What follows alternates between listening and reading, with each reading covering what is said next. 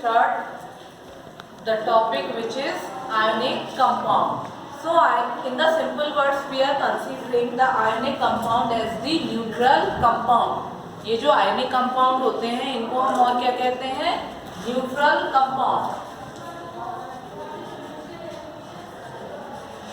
ठीक है? Neutral compound इनको क्यों कहा जाता है? क्योंकि ये positively and negatively charged ion से मिलकर बने होते हैं. ठीक है? क्यों कहा जाता है?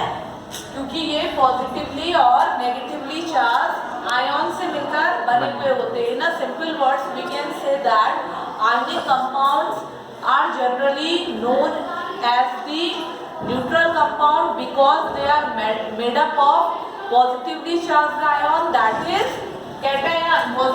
Positively charged ion को क्या बोलते हैं हम? Cation. And the negatively charged ion is known as anion. For example, here sodium chloride is given.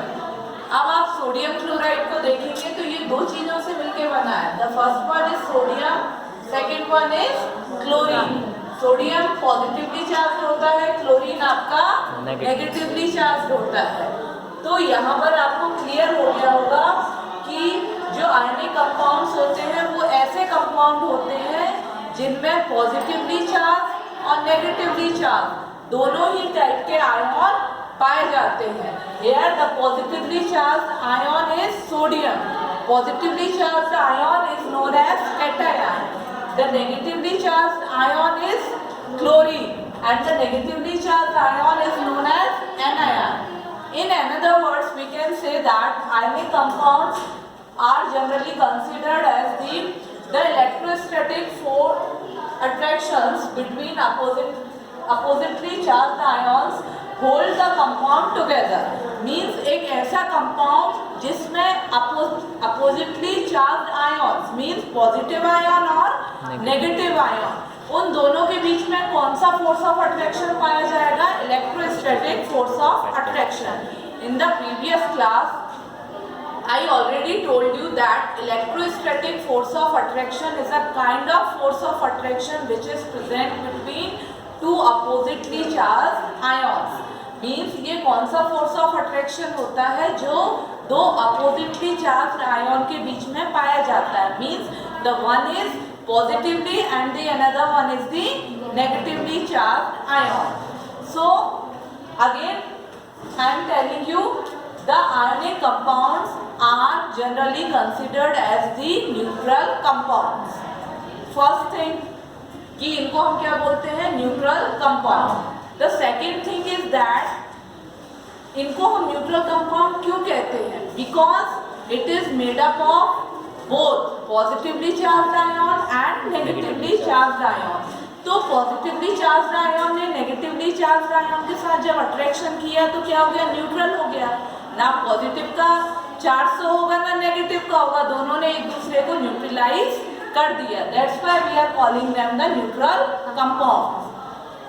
Here some examples are given like calcium oxide, magnesium oxide, sodium chloride, magnesium chloride. So these are some example of the neutral compound, or we can say the ionic compound. Then we come to the properties of the ionic compound. So the first property is that ionic compounds are usually crystalline solid. ये कैसे होते हैं? Crystal की form में होते हैं, और crystal हमेशा कैसा होता है? Solidified state. जैसे आपने देखा होगा नमक, सॉल्ट क्रिस्टल की फॉर्म में होता है. धूप में आप रखेंगे उसको तो वो चमकता है. ठीक है? चमक क्रिस्टल फॉर्म के कारण होती है और वो कैसा है?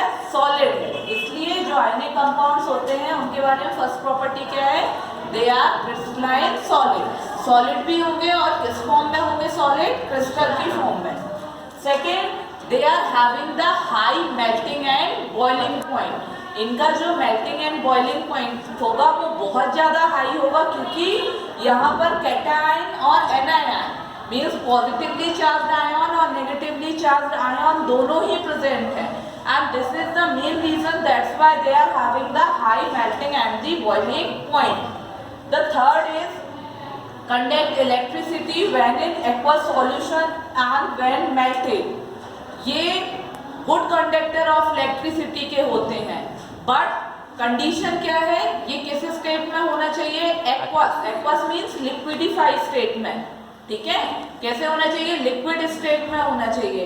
देन मेल्टेड, सॉलिड से जब वो किस में हो जाए कन्वर्ट, लिक्विड में कन्वर्ट हो जाए, तो in the form of solid they are not conducting that much of electricity, but when they are converted into the liquid state, or we can say the aqueous solution, in such a state they can easily conduct the electricity. The last is that they are soluble in water and polar solvent. Last property बोलती है कि ये कैसे होते हैं, water में soluble होते हैं। आपने देखा होगा जब कभी भी हम सॉल्ट को वाटर में डिसॉल्व करते हैं, नमक को आप पानी में घोलेंगे वो इजीली उसमें डिसॉल्व हो जाता है, घुल जाता है, और घुलने के बाद वो दो पार्ट में डिवाइड हो जाएगा, Na+ अलग हो जाएगा और Cl- अलग हो जाएगा। So that's why they are saying they are soluble in water, means वो इजीली वाटर में डिसॉल्व हो जाएंगे, and after dissolving in the water they are separated into their individual ions, ठीक है। जैसे ही पानी में आप डिसॉल्व करेंगे, डिसॉल्व होते ही वो सेपरेटली इंडिविजुअल आयंस में कन्वर्ट हो जाएंगे, that is the positive and the negative, means cation और एनायन में। So whenever you are going through this topic, so keep in mind that the ionic compounds are the neutral compound.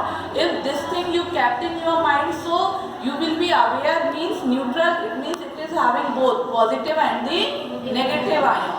And if you are having any kind of query regarding this topic, so just put a comment on it, I will give a solution of it.